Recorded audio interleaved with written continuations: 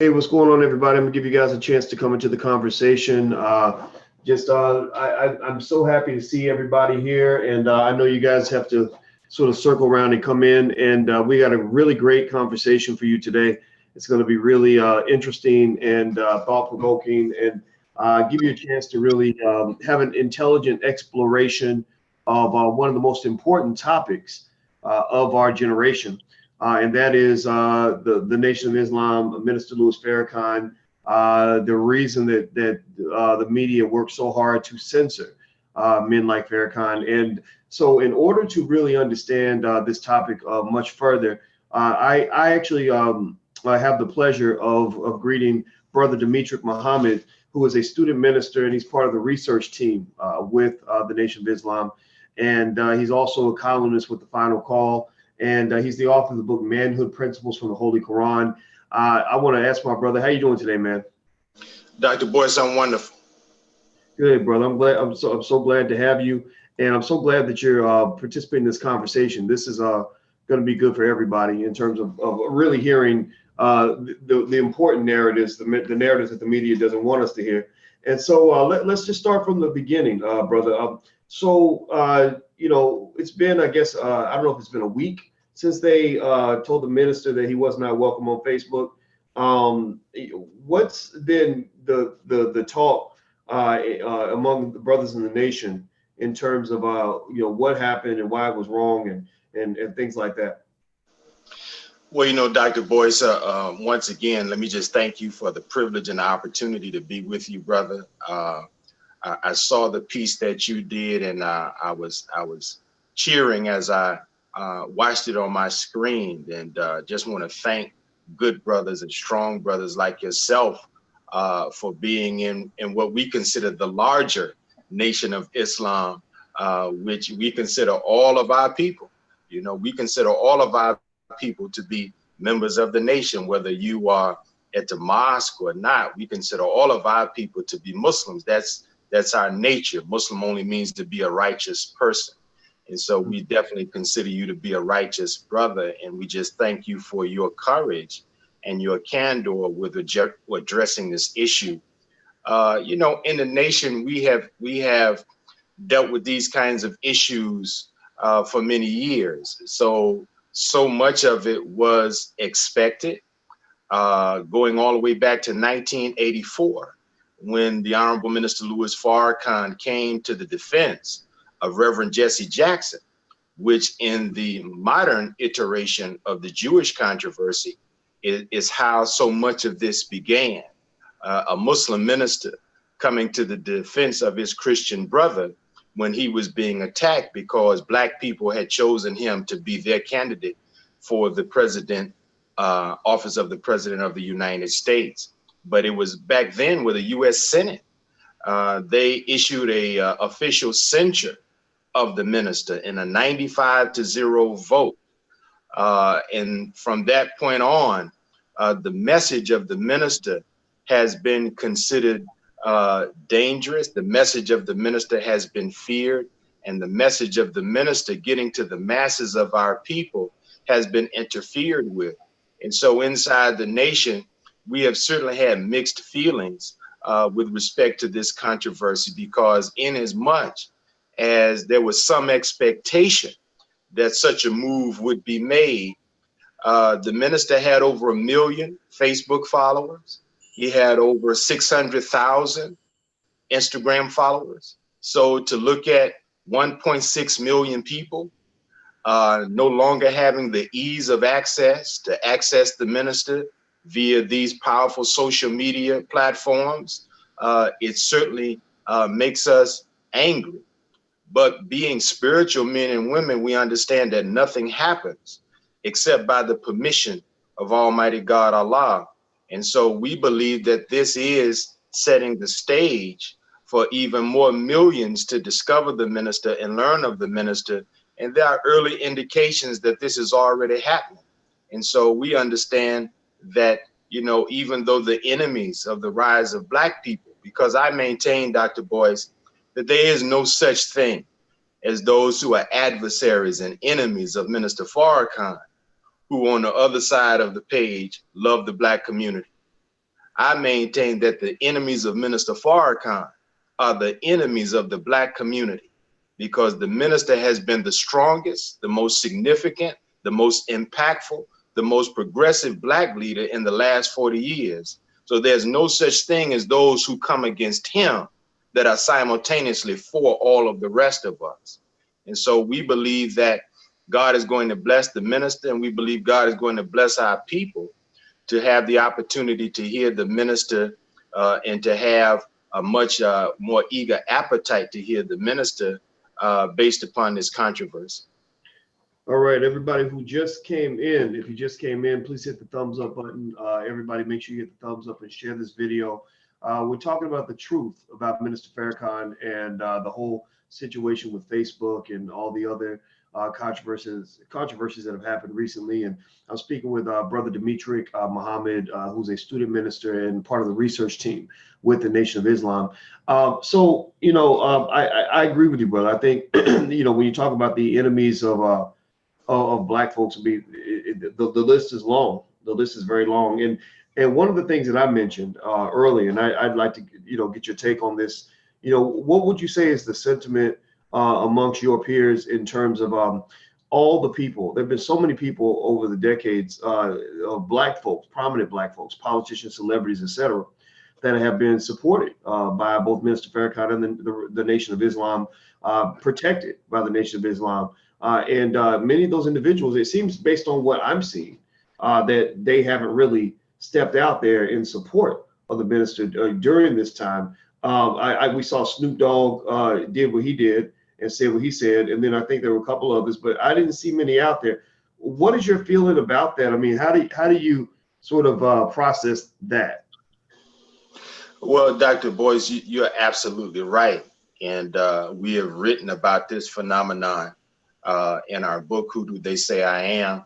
That includes a beautiful essay from yourself, where we actually catalog the very candid and on the record testimonies of the beneficial impact of the minister on some of the most prominent and influential people in America and around the world. The challenge, as you accurately point out, my brother, is that, you know, theology professor Andre C. Willis said this about the minister. He said that there is simply no other person, no other human being who has been as consistent in the defense of Black people, Black humanity, and our innate goodness other than Minister Louis Farrakhan. And in spite of the minister defending all of those who, when they get into trouble and their reputations are about to be destroyed in white America in the mainstream media, the minister always comes to their aid and begins to refocus the attention away from our brother and sister who may be in peril to the hidden hand of the enemy who has created the circumstances and situations that have ensnared them. We find most of these prominent brothers and sisters are afraid to publicly come to the aid and the defense of the minister. And that's what made what Snoop Dogg did so impactful and so important, in my opinion. And you could see some of the Jewish websites, blogs, and news organs react to the fact that here is a prominent, quote unquote, mainstream entertainer with 31 million followers. And he encouraged those 31 million followers to retweet, repost, and to share messages from Minister Farrakhan. So they are angry at that. Again, as a spiritual person, Dr. Boyce, I'm reminded of the book of John in chapter 7 and verse 13. And you read in John 7 and 13 where it says that the people were afraid to speak positively about Jesus because they feared the Jewish leaders. Now, this is written of about 2,000 years ago, but I don't think it's a coincidence that we see these same episodes and incidents showing up in the life of Minister Farrakhan. In the early 20th century, many who looked at the liberation efforts of a brother like he was a doctor, but the great and honorable Marcus Mosiah Garvey, they referred to him as a Black Moses. Well, in scriptural language, Moses was the ancestor of Jesus. So if Black America could produce leadership that was styled and modeled off of that liberation ethic of Moses, I think what we're witnessing in the life of Minister Farrakhan is that kind of Jesus style of leadership. A man that is like a suffering servant, a man who is a man of love. I have described him in some of my writings as being both lion and lamb, because we see him, Dr. Boyce, and you can bear witness. When we see him at the podium, he's speaking truth to power, and no one does it better. But behind the scenes, he's the sweetest and gentlest man that you have ever met. He'll melt your heart. And so this unique combination of attributes and characteristics is very profound. And so I'm happy to see what Snoop did, a few others did, but I'm in agreement with you, Dr. Boyce. I would love to see more of the prominent men and women, more of the brothers and sisters who have a big name in the mainstream media, just simply say, Minister Farrakhan is a good man. Minister Farrakhan deserves our respect. And if you disagree with Minister Farrakhan, the minister himself has called for a public showdown. He's called for a public airing of the facts and information that he's standing on as his foundation for his arguments against the Jewish community.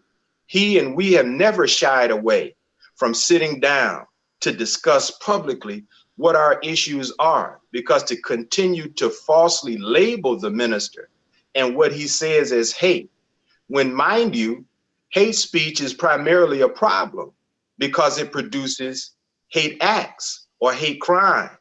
And yet in the more than 80-year history of the Nation of Islam, Dr. Boyce, as powerful and as potent as our message has been from the Honorable Elijah Muhammad, from Malcolm X, now the minister, you don't find the Muslims or any of those in the larger Nation of Islam in the Black community who can say that they were inspired to commit crimes as a result of hearing the message of the Nation of Islam. Instead, you have those who are inspired to fight crime, to fight drug use, to fight ignorance, to fight poverty after they hear the message of the Nation of Islam.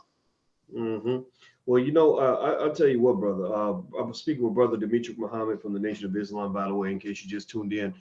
You know, one thing I think, brother, is that, you know, when you have, you know, one side of the conversation saying something about someone else, and the person who's being accused opens that door, and they say, look, let's have a debate.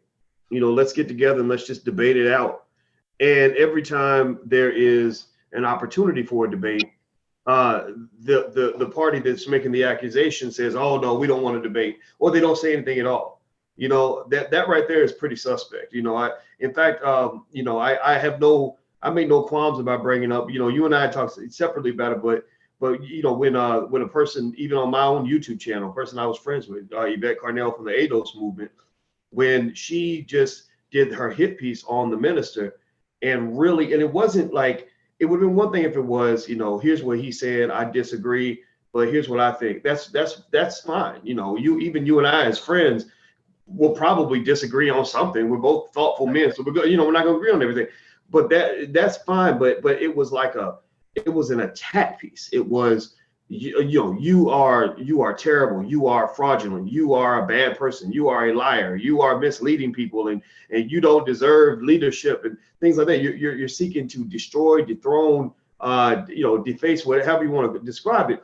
When somebody does something like that, you know, if you're fair, if you have any sense of justice about you, and you're authentic, you're not being fraudulent yourself, then you will allow for an open review of the evidence and the information that revolves around that particular issue, right? You'll have some due process, you know. So if I come to you and I say, Brother Demetric, you know, he committed this terrible crime and he's a terrible person and blah, blah, blah. And people say, well, where's your proof, Boyce? Why don't you let Demetric defend himself? And I say, oh, I don't want to hear what he has to say. Well, that right there tells you that I'm probably telling a lie. So I remember, you know, when Yvette attacked the minister, first thing I called for, you know, a lot of people thought I should have just banned her from the channel. But I just said, no, let's have a debate. And what I loved about it was when I heard from the brothers in the nation, I heard from a lot of them, believe me.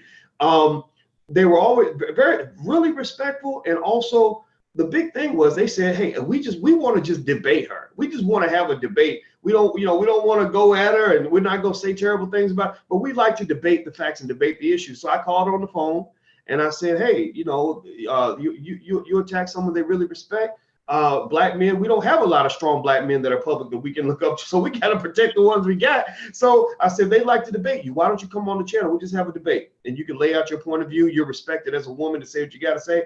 And when I did that, she backed down. I think she was afraid. I think that she did not want to defend her point of view, and it's fascinating. So then I had a brother, brother Salim, I believe, from California. Salim. How do you spell that? S-A-L-I-H. I need to remember his name because that was one of the sharpest young men I've ever met in my life. And this brother came in, and what was he, about 22, 23 years old? Yes. And he just lit it up. He lit it up. He defended his position well. He did it in a way that was, he did it in a man's way, in the sense that he didn't feel the need to attack anybody to make his point. He didn't say, Yvette's a bad person and she needs to go to blankety blank. He just defended his point of view and did a damn good job at it. And I will tell you this, I remember that she was very upset that he came in and said, well, you gave him a softball interview, you didn't push him a hammer. I said, well, I'll let you say what you had to say. He said what he had to say. If you can't go and do, and my point is that I'm getting at with this is, if you ain't ready to defend your stuff, then be quiet. Just be quiet, and because the white liberals are interested in that. The white liberals love to attack, oppress. Because remember, this was an attack. To me, this attack on the minister was more from the liberal side of the equation than the conservative side. I don't see, the conservatives now. Believe me, the conservatives, they have their own issues, but they're not the ones controlling these big tech companies that are deciding that certain voices represent hate speech, right? So this was an attack from the white liberal establishment, in my opinion, and who become very oppressive in terms of telling people, you can't talk, you need to be quiet. And what's fascinating is that when you challenge them with facts, when you challenge them with a debate, when you challenge them and come back at them with the same energy they came at you with, they'll either ignore it or they'll scream victims, like, oh, you're attacking me because I'm a woman or because I'm gay. No, ain't nobody attacking you. You came in there, you wanted a battle. Let's go. Let's make it happen. So what do you think about that? The individuals that and I'm circling back to the minister, because all these people out here that have all these things to say about Minister Farrakhan, he's this, he's that, he's that. Not one of them has ever been strong enough to sit here and debate with this man. And I believe it's out of fear. I believe that they know that the truth will set him free, and the truth will incarcerate them. It will expose their lies. And I believe that they know that they're not smart enough to sit at the same table with the minister. Can I get your take on that?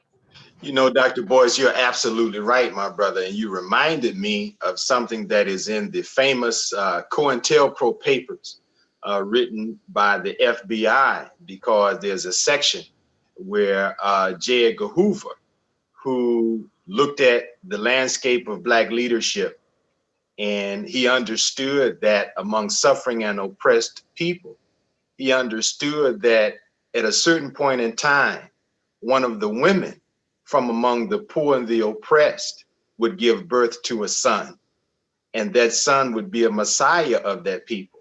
So Hoover put into his memorandums, we want to prevent the rise of a messiah who could unite all of the disparate elements in the Black struggle. And when he came to Dr. King, he said that Dr. King could be the messiah if he ever gives up his obedience or agreement with liberal white tutelage.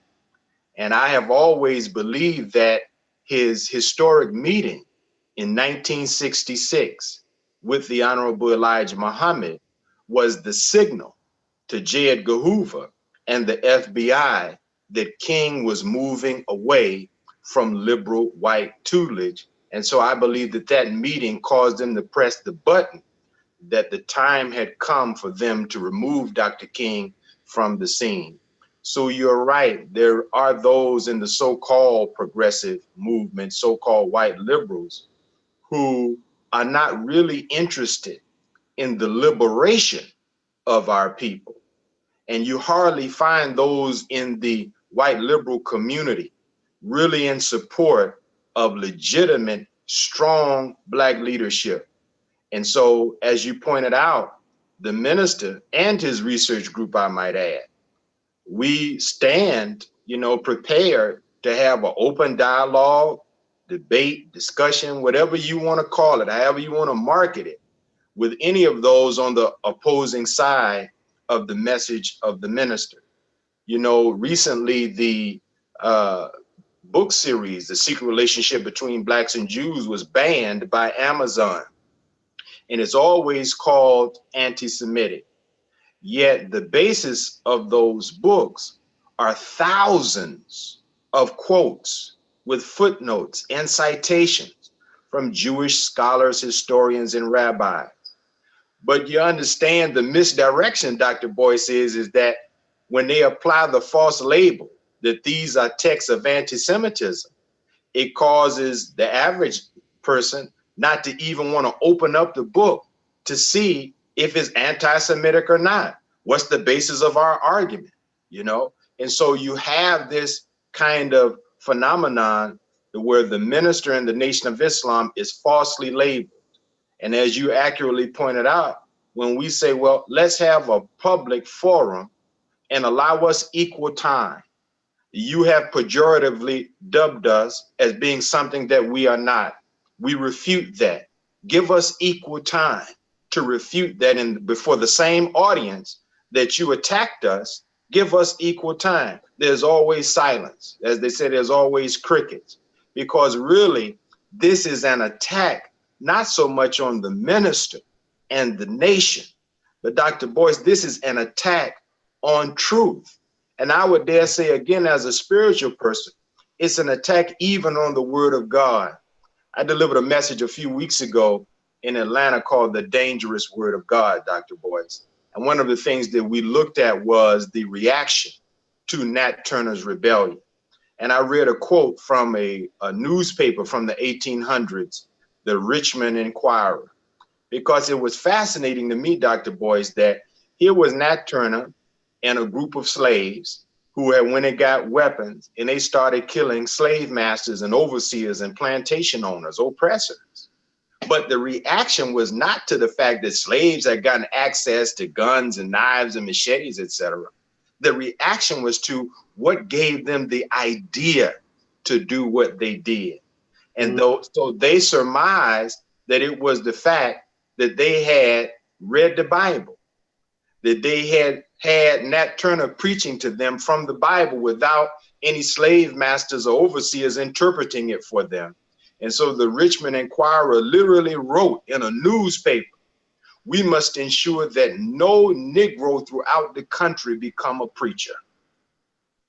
Simultaneously, Henry Berry, who was a Virginia state legislator at that time, Dr. Boyce, he said, we have now closed every avenue by which light may enter the mind of the slave. He said that, and if we could, we would destroy their capacity to see the light, for then they would be on the level of the beasts of the field and we would be safe. And so you have this fascinating idea, Dr. Boyce, that if the Black community is overrun with savage acts of crime and violence, as long as it's contained in the Black community, those in the white ruling class, they feel safe. So here comes the minister in the nation who begins to preach things like literacy, spirituality, thrift, self-respect, family life, entrepreneurship, collective economics, cooperative economics. These things that we in the Black community would consider to be good and noble and benign even. Who would oppose us doing these things to help ourselves? Lo and behold, these are the most feared things. We have been deceived, Dr. Boyce, into thinking that they really fear the armed black revolutionary who has a machine gun and guns and knives. That's not the element in the black struggle that they really fear, because guess what? Whatever guns or carnal weapons we are allowed to have, our oppressors have those that are bigger, stronger, and more powerful. They fear that we would unite and organize and we would achieve equality with them, and at a certain point overtake them. Currently, right now, in terms of demographics, Europe and white America is having a difficult time reproducing themselves. And many demographers have said, Dr. Boyce, that maybe by 2050, America will be predominantly a black or brown country. So now work is being done to promote, as you pointed out, certain lifestyles and certain things that interfere with what nature is doing and the God of nature is doing, which is organically causing our people to become predominant in this land where we once upon a time were held as slaves. So when they see the minister, they see the revolutionary potential of the word of God. They see in the Nation of Islam a seedling of what will ultimately engulf and become all of Black America. When the public saw what the believers did in Los Angeles to tribute Brother Nipsey Hussle, that video went viral. And many people who had a dim view of the nation or had no view of the nation at all, they was like, wow, that was amazing. We didn't even know that such a thing existed. And so this, in my opinion, just as a person that keeps up with this kind of thing, I believe that that was one of the things that caused Facebook and Instagram to say, you know what? We cannot afford to have Farrakhan to continue to be trending. We cannot afford to have Farrakhan and his message to become predominant among a people that we have targeted for genocide. See, you have to understand, Dr. Boyce, and I know you do, is that right now, popular culture is used to promote a lifestyle of savagery that justifies killing Black youth, incarcerating Black youth, and even robbing the Black electorate of its right to vote. So if a man and a movement comes to interfere with that process, even though, Dr. Boyce, they call the minister dangerous, yet it's forbidden for us to even carry so much as a penknife. The Nation of Islam, we carry no weapons, no guns, no knives. We're not allowed to even have them in our homes. Yet they call the minister dangerous. But what's really dangerous is that the minister and the nation are interfering with the plan of genocide for the Black community. Everybody, I was speaking with Brother Demetric Muhammad from the Nation of Islam. He is a student minister and part of the minister's research team. Also, he is the author of the book Manhood Principles from the Quran. His Instagram is IG Brother Demetric, Demetric. So look him up. Make sure you follow him on Instagram. Look up Demetric Muhammad on Facebook, YouTube. And the reason I'm telling you to look these things up is because you know, if we're following everybody that we love and supporting everybody that we love on all the different platforms and creating our own platforms, then it makes it that much more difficult for them to take us all out by just taking down one person. So everybody commit to me now that you're going to go and follow Brother Demetric somewhere on social media. And also, you guys know about this platform. I wrote it on a piece of paper so you can spell it. This was our word. We came up with it because we wanted people to be Black enough to be part of the platform. So Brother Demetric, what we did was we created our social media platform called Black Enough. That was me just being kind of silly, but I said, yeah, I want people that are Black enough. I need people to have a strong Black identity. So I just took out the CK and replaced it with 2 G's. And I said, are you Black enough? If you're Black enough, then join blackenough.com. That's our social media platform. That's the plan B. It's almost how when the earth starts to erode and the environmentalism, the environmental issues start kicking in and the planet starts dying and we got to go to Mars. Well, Black folks are going to have to migrate when it comes to social media. We got to have a plan for when they really come in and put the hammer down hard. Because what's going to happen, Brother Demetric, I'd love to talk to you about this, is I believe that the federal government is going to put the hammer down on Facebook eventually. Facebook's got a lot more enemies besides us. We're just one group that has an issue with Facebook. There are many groups that have issues with Facebook. So I believe the federal government's eventually going to come down on Facebook, but then when they come down on them, they're going to come down on all of us, right? It's going to have a trickle down effect, and we're going to have to migrate, just like the Mormons did with Brigham Young when they left persecution to go find the Great Salt Lake. And now they built Salt Lake City into this multi-billion-dollar community. Well, we're going to have to migrate. I've told you all that the best way to deal with racist systems is to get out, not to make it work, not to figure it out, to get along. No, you get out. You get out. You get out. That means racist school system, get out. Take your kids out of that school. You hate your boss, hate your job, get out. You can start your own business, find a way to work with other people.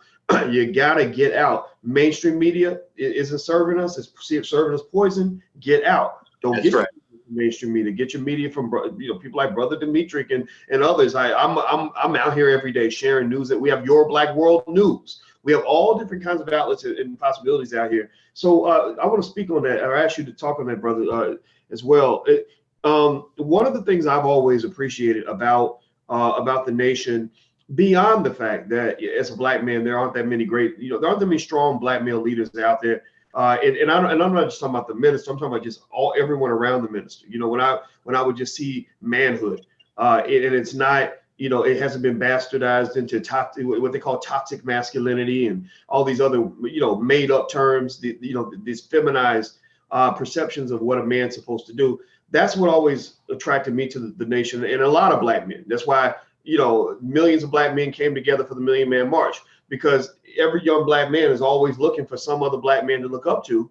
And so when the call was made, the brothers showed up. That's when everybody came out for that and responded to that. And so one of the other things I can say I've always admired, and I'd like to speak on this, is the willingness to build, in the nation. When I sat with I sat on I think you were there actually when we had that council or that meeting in Phoenix, and it was myself and it was a bunch of economists, about 12 of us sitting around a table. You guys should have been there. It was a great meeting talking about the next 100 years for the black community, and the minister sat there the entire time, which impressed me, because I'm thinking, he's in his 80s. It's his birthday actually, by the way, and he sat there the whole time. Now I was tired. I needed a nap, and my brother was there. He sat there the whole time, was very attentive the entire time. And I noticed that, when I hear language that speaks of almost like empire building, like, okay, this is our, our minister of agriculture. This is our minister of, of the treasury or economics, or whatever the formal titles happen to be. I just love that. I love the idea of true nation building, true institution building. I've never heard anybody from the Nation of Islam complain and say, why won't anybody build a grocery store on that corner? My friends from the Nation of Islam say, well, let's go build a grocery store on that corner. And so what do you have, how would you kind of describe that in terms of that builder's mentality? If we don't see what we want in the world, we create it. Because we can build it just like everybody else can. Can you speak to that a little bit? Sure. I mean, it's natural, Dr. Boyce. It's organic. You remind me again, and I hate to keep going back to the scriptures, but that's just kind of my orientation of mind. But it reminds me of something that is attributed to Jesus in the New Testament. And he said that the birds have nests and the foxes have holes, but the sons of men have no place to lay their head. And so that was a very stinging indictment on a man or a human being who has no home, when even the birds and the foxes and the beasts of the field have the things that they need to survive. And so you mentioned that we wrote a book entitled Manhood Principles from the Holy Quran.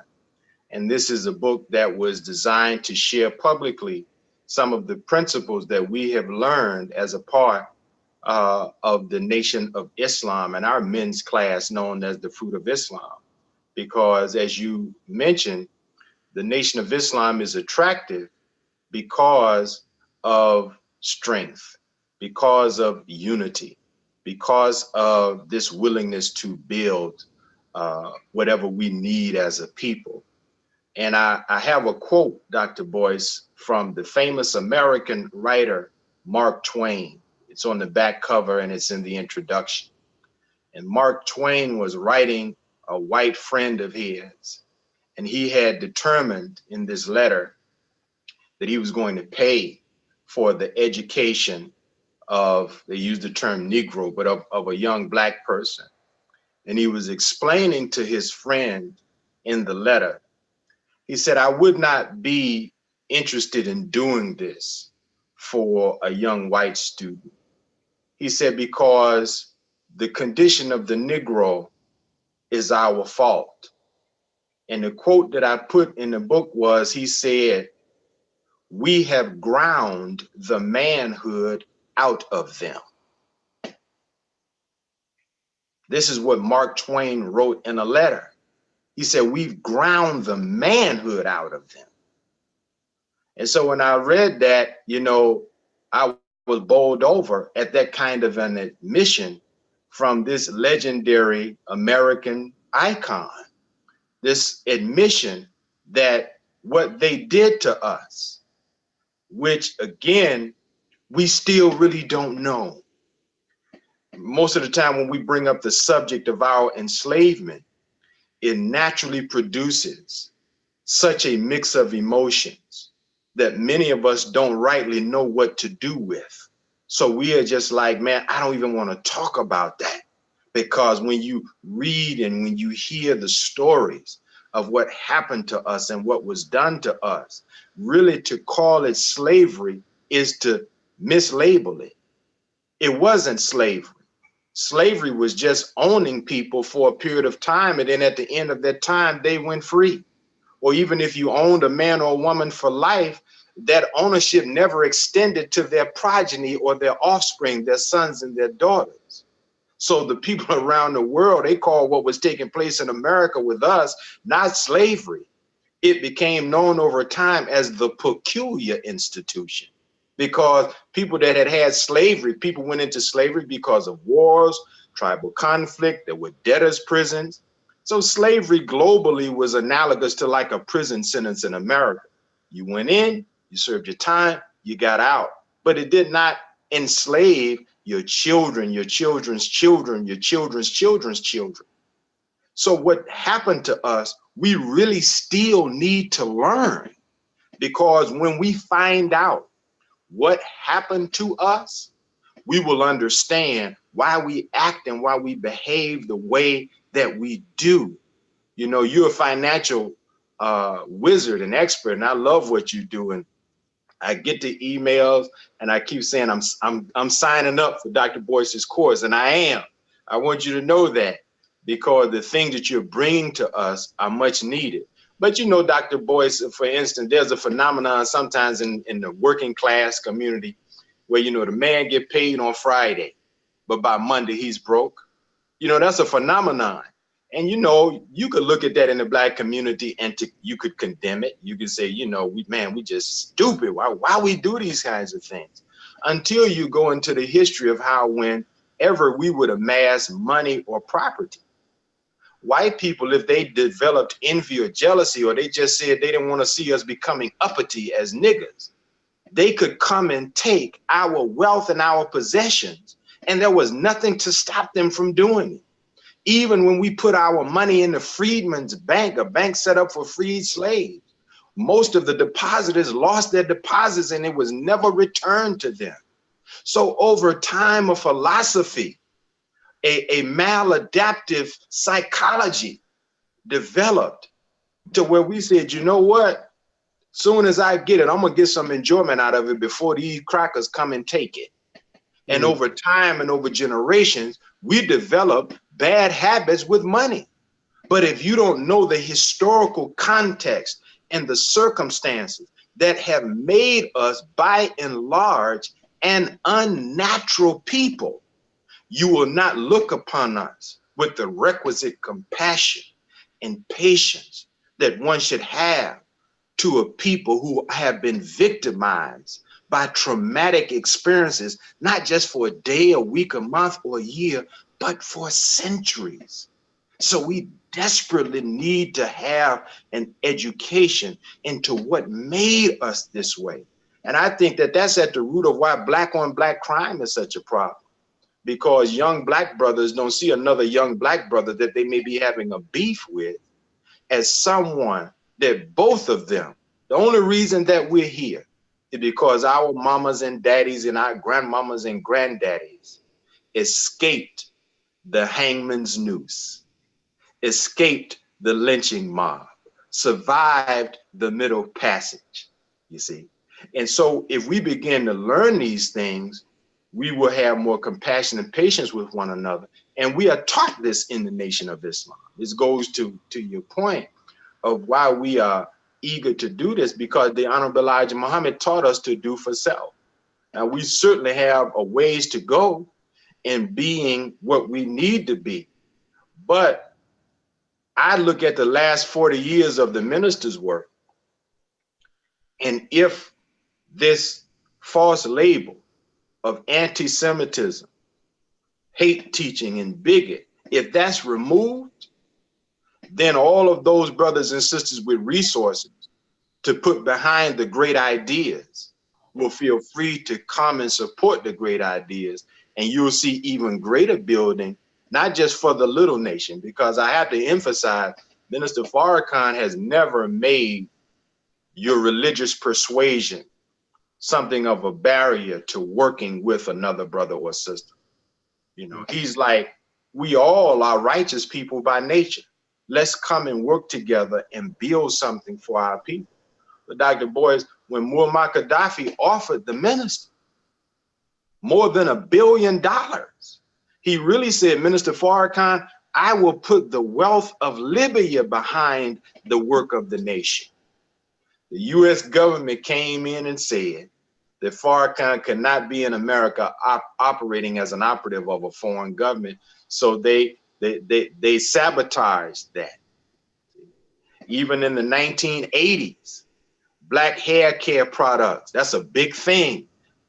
We've been made to feel that we are ugly. We've been made to feel that our blackness is a badge of shame and a curse. So we spend a lot of money on trying to look good because we want to feel good about ourselves.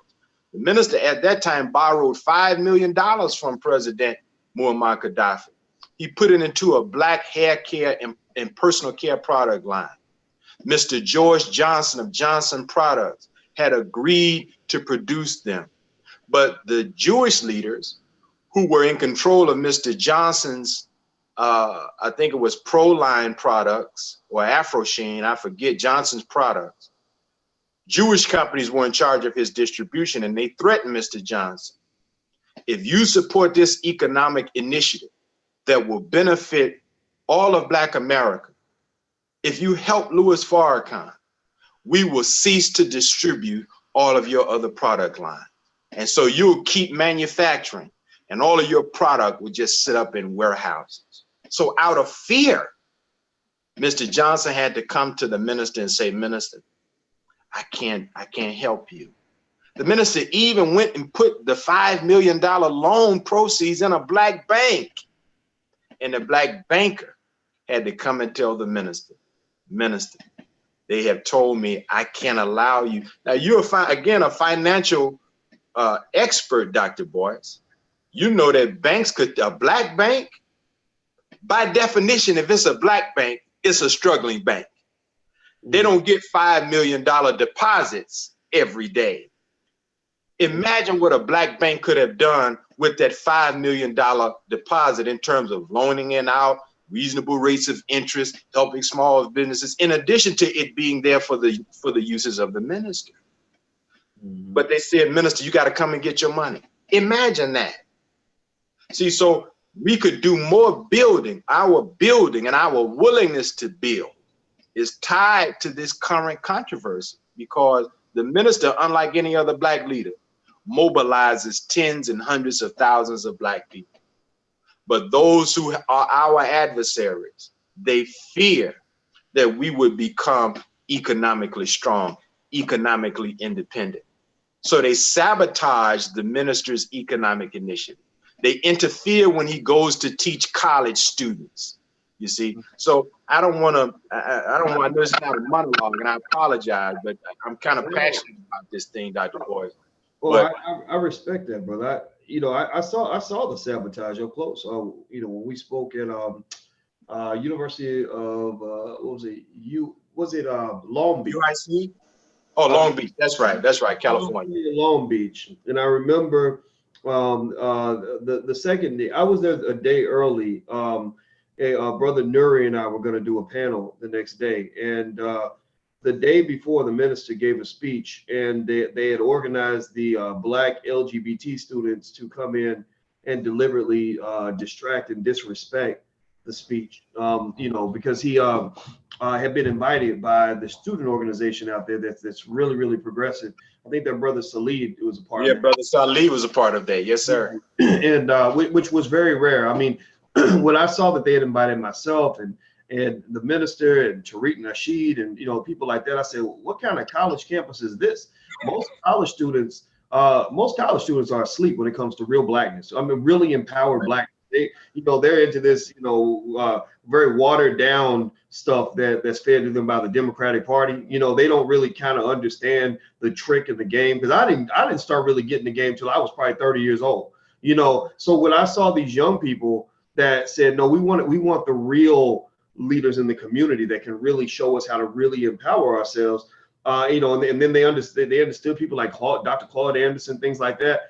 I was really impressed by that, and because it's very fascinating that through these systems, a lot of our young people get caught in these systems, and you just watch them from the outside, and you see them screaming and whining and protesting and complaining constantly. The system, the school won't let me do this. They said that they called me a name, and my teachers are racist and all this stuff, and I can't get a job, and you're sitting there thinking, yeah, of course you can't get a job because you're black. And this is a white man's economy, and you spend all your family wealth getting this degree from these white folks that's not preparing you to actually take care of yourself. You need to go listen to individuals like the minister and like the brothers from the nation, and Dr. Claude Anderson, just people that can teach you principles that will help you navigate around that system. Again, to get out. You don't function in the middle of a dysfunctional situation. You don't try to make sense out of an abusive and dysfunctional marriage.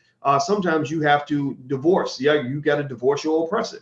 But we are in love with white folks. We need their sympathy, and psychologically, we need their validation. We feel that we need their resources. We feel that we need them to tell us that we are worthy. And I've let go of all of that. So I think that it does take, when you talk about black folks out here and that love and respect the minister, and they ain't afraid to say it. Everybody, please say it loud. Say it loud that you respect this man. In fact, I'm gonna say this, brother, and I'll let you get the last word. I argue that if you won't publicly state your support for the minister, if you don't say it, then it don't matter. You are not what you believe. You are what you do. You're not what you would have done. I would. I'm talking about those whispering Negroes. I dealt with a lot of whispering Negroes when I was up there battling with when I was working over at Syracuse University, and I was battling with the administration, taking on the giant. It was David versus Goliath. But I said, I got 3 slingshots, and I'm gonna pop all these suckers in your eye. I might die, but we all gonna die today. Like, that was my mindset. And then I had the whispering Negroes that would follow me in my office. Well, I really agree with you, and I would say something, but my kids they got into private school, and I can't afford to lose my job, and ain't nobody got time for that. Ain't nobody got time for that, man. I mean, people don't understand that we are at war, and we need soldiers in this war, and I will say that if you're not offended, I'm offended for you, for all these people. All these black folks that have gotten love and support from the minister, these celebrities that call in for advice when nobody else is looking, that will tell you behind closed doors that they support you, but won't say your name in public. That's a shame. It's really a shame. It's really a shame. And you talk about us having a long way to go. A lot of our battle in terms of us having a long way to go is not just in terms of wealth and resources and all of that. it's spiritually and psychologically, you know, it's socially and culturally. You know, if you pull all those things together, if you get the right spirit, the right psychology, the right sociology and culture in your community, then the wealth and the resources come after that. You know, it's like winning an NBA championship. You can be as talented as the best player in the league, but if you ain't right mentally, you'll never win anything. You know, but if you get right mentally, then your success will be a symptom of what you become on the inside. When, you know, the outside reflects what's happening on the inside. So I think that for Black folks, we got to tear ourselves down and rebuild ourselves into people that are able to better understand what's going on with us, to better confront reality, to not be afraid, and to stick together. So I'll say this, and I'm gonna let you get the last word, brother. You know, I had a lot of people say, I've seen it. I appreciate everybody's confidence. Thank you. You know, people say, you know, I love the fact that you stand up for the minister. Thank you. Thank you. And that's bittersweet for me. I appreciate it, but it's bittersweet that people really have to thank me because they see that as so rare. It should not be rare at all. You know, and also here's the other thing. I'm not doing anything extraordinary by supporting the nation and the minister as they go through this, because this is what you're supposed to do. Right. This is what you're supposed to do. You know, it's like when people congratulate a father for taking care of his kids. You know, a real father does not consider that. That's not thank you for the compliment, but I'm supposed to take care of my kids. You know, right. Well, good for you. Look at you. You ain't never been sent to jail. Well, I'm not supposed to be sent to jail. You know, or you graduate from college, you graduate from high school. I'm supposed to get an education. You know, like, don't congratulate me for just doing the basics. You know, so I'll say this, and then I'm gonna be quiet because I love you to finish, brother. But you know, here's what I'm telling you all right now, and I hope you'll hear me on this. I think this is just as a general code of conduct. When you see your ally under attack, and your ally goes to war in a righteous fight, it's a righteous fight. You ain't got to pick every battle, but if you think it's righteous, then you jump in the fight. You must jump in the fight. You must provide backup. You have no choice. Stop worrying about losing your job or losing a little bit of money or losing a little bit of status or having a few people mad at you. You know, the reality is that any nation that has ever been strong, any nation that has ever fought for its freedom, any nation that's ever been able to provide its own security has had individuals that said, look, I'm ready to go down for this. Like, what do I need to do? I'm showing up for the battle. And lucky for you, you live in a relatively safe, relatively bloodless society where, you know, for most of us, standing up doesn't mean we're going to die. It just might mean that you might not get you might not get to be in the next big blockbuster movie. You know, you're a Hollywood actor who, you know, maybe you won't be A-list. You'll have to go down to A- and you have to live off the 30 million that you've already made.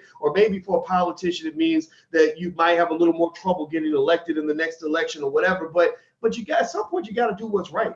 You know, I really think that if we just committed ourselves to loving ourselves and doing what is right, we could go a long way. So it don't take no courage to stand up on this, because there is no wrong in this. The only wrong is being done by the individuals that are attacking the minister unjustly and unfairly, and it's harming the entire community. So, brother, I'll let you get the last word on that. Thank you for letting me get that out. No, brother, I always enjoy listening to you, Dr. Boyce, and I'm in agreement with you. And you're right. You know, it's privately a pet peeve of mine, because, you know, in some of the presentations, we do a lecture series called Defending Farrakhan.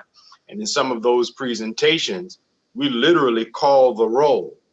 And there's a laundry list of public figures, celebrities, entertainers, that their situation is public. The minister came to their aid and helped them to salvage their careers and their reputations. And yet, in his hour of trial, when he's being falsely accused, when he's being publicly crucified in the media, none of these brothers and sisters ever come forward to say, you know what, hands off Farrakhan.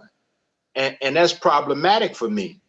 But I guess when I kind of reflect over again, you know, what has happened to us? You know, long before they coined the term Stockholm Syndrome, Black people in America were suffering from an obsession and a love with those that have kidnapped and tormented us. And I don't know if you remember that scene in Django Unchained, Dr. Boyce, but it's an epic scene when Jamie Foxx says Django was whipping the hell out of a slave master, and I think he shot 2 of them. And then in the next couple of seconds, you see the plantation owner coming over to accost Django, and he has an entourage of about 10 or 20 slaves, and they got guns getting ready to kill this other slave that just killed 2 slave masters. And so that kind of scene really, helps to paint the picture of what we're dealing with. Our prominent brothers and sisters, they are afraid. They're really held captive. They are not free. And that's what, again, makes the defense of the minister so important, because his message can free them. They're not even free to defend their own brother. They think that they are free because they make a lot of money. They're picturing their images everywhere, but they really are not free. And you probably could not convince them that they are not free. Some of them maybe behind closed doors would agree with you and I that they are not really free. But to your point, at a certain point, something has to rise in the heart, in the soul of a man or a woman, to say that even if I have to lose this good life that I have, I'm going to stand on principle, because it is better for me, if I have to perish for something, than to have died being a coward to the truth because I feared loss. So I'm in agreement with you, brother, and I pray that there will be more who take that chance, like Snoop. I think there were a few others whose names escape me at this point. But over the 40 years of the rebuilding of the nation, we have captured the testimonies of prominent men and women, people like the rapper Nas and even Supreme Court Justice Clarence Thomas. Many people forget that it was during Clarence Thomas's confirmation hearing, when his personal life was being sifted through with a fine-tooth comb and put under a microscope, that they found that he had said that Minister Farrakhan was a man that he had loved and admired for more than a decade. This was during the early 80s, while he was, I think, president of the EEOC, which is odd because the EEOC, their job is to stamp out bigotry in the workplace. And they called the minister a bigot, and he was the president of the EEOC, saying he loved and admired the minister. So that tells you how much we should believe or put any stock into this label that the minister is a bigot. And so even people like Clarence Thomas, Bruce Willis, the famous actor of the Die Hard series, he said that if I was a black man, I would be with Farrakhan. And then shortly after that, Abraham Foxman of the ADL, they told Mr. Willis, you'll never work in Hollywood again if you don't retract those statements. So he kind of walked it back. But as they say, his first mind, his organic reaction to the minister was that Farrakhan speaks the truth.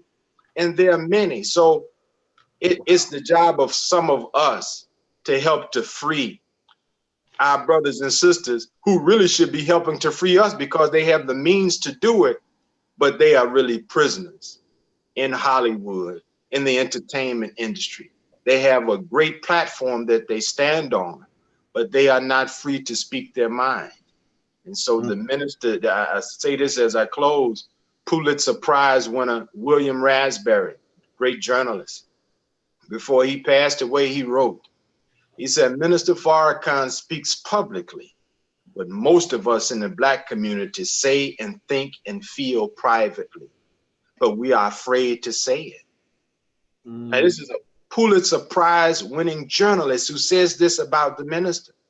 So I'm encouraging all to come to the aid and the support of the minister. If you study Black history and you look back and you say, man, I would have been with Brother Malcolm, I would have been with Dr. King, I would have not let them do Marcus Garvey like that, then in the modern context, you should stand with Minister Farrakhan. If you're a spiritual man or woman and you look back in scripture and say, man, I would have been with Prophet Muhammad. I wouldn't have allowed them to crucify Jesus. I would have got on that boat with Noah. Then in the modern context, you should stand and support the minister.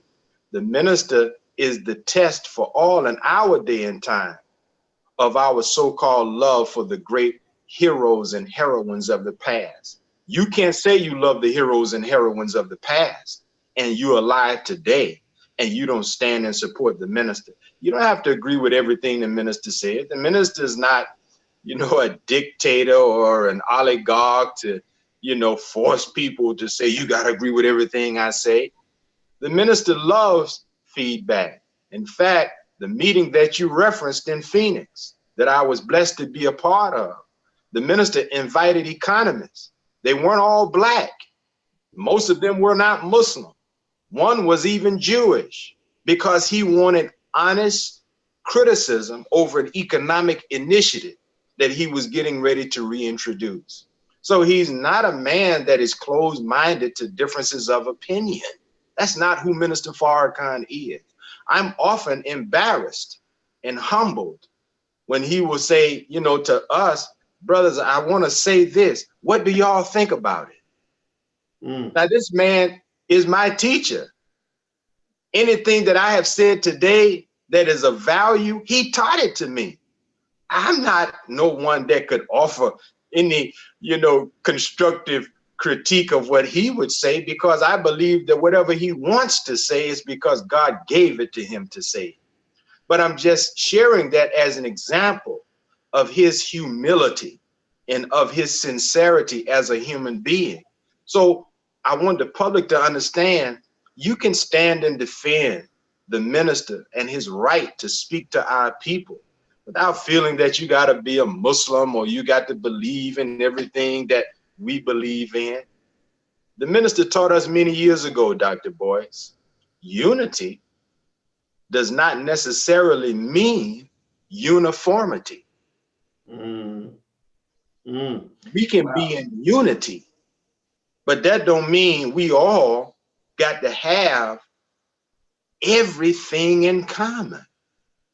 I would dare say that of all of the struggling black groups, we are in agreement over the most important things, the central thing, what we want for our children, that we want our women respected and protected, that we want to have the freedom of speech, that we should have a strong economic reality, that we want to stop seeing our babies go to prison and constantly going to funerals for black on black crime.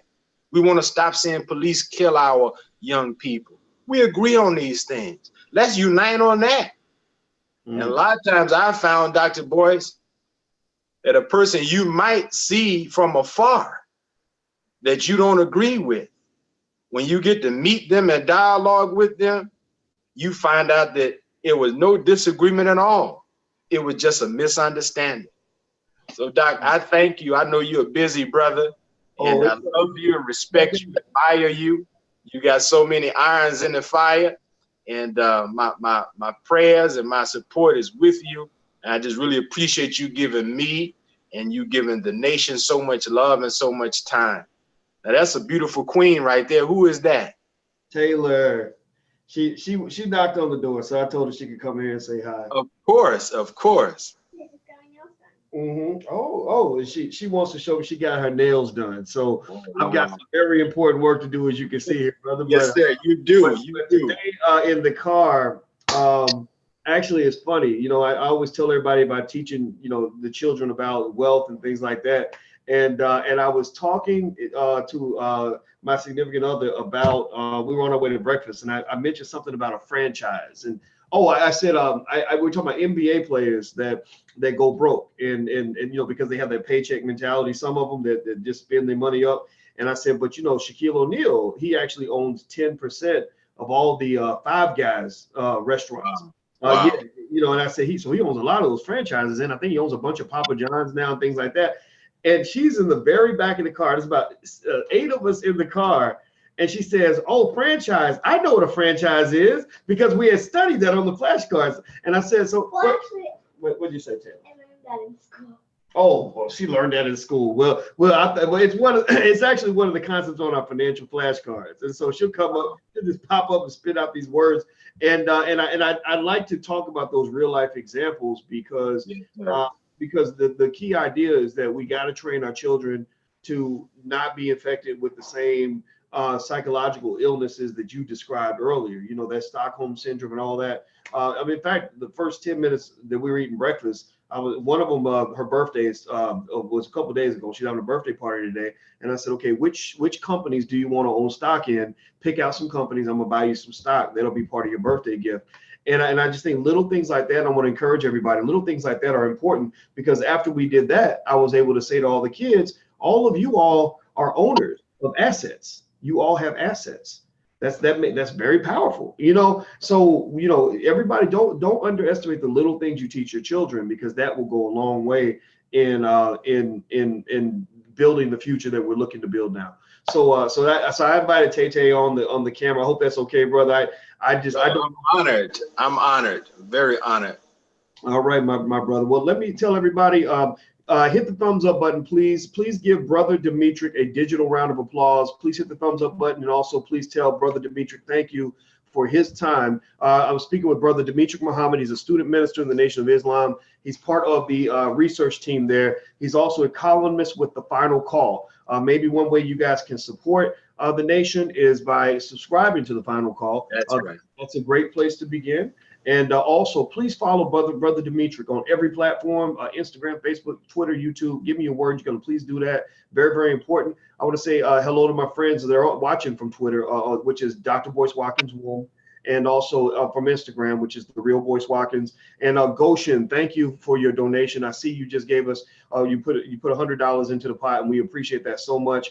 And Goshen says, greetings, Dr. Watkins and Demetric Muhammad. I sincerely appreciate the intelligent discourse on this subject. Yes, that is the goal. The goal is to, I think, brother, that's very important that people get a chance to see two Black men being grown men and having intelligent dialogue, you know, because you see too many grown men that, as you mentioned earlier with the Mark Twain quote, you know, we never taught to be men.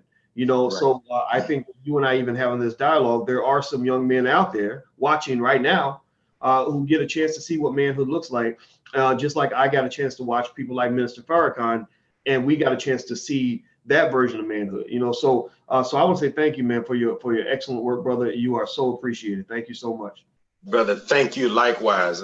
My honor, my privilege to be here. Thank you so much, and keep on doing what you do. All right, brother. Thank you. All right. So you see she's getting rested. She wants to show me her new nails. So I'm about to get on out of here, guys.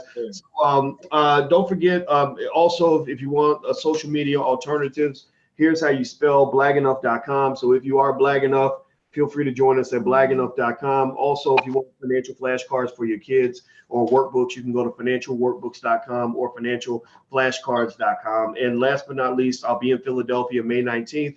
Doing a day-long investment seminar. If you'd like to learn about that, go to drboycephiladelphia.com. That's drboycephiladelphia.com. Use the discount code Philly if you'd like to get half off because you're here and you're for your family, so you can get a discount. So thank you again, brother. You're welcome on here anytime you want to come on. Even if I'm not even using the channel, but man, you send me anything, I will share my platform with the nation. I want to say that very loudly so everybody can hear it. My platform is your platform. That includes yourself and the minister and anybody else that has something to say, because it's working together is how we're going to win these battles. So thank you so much. All right. Thank you. Yes, sir. All right. Have a great day. See you guys. Do the same, my brother. All right. Bye-bye now.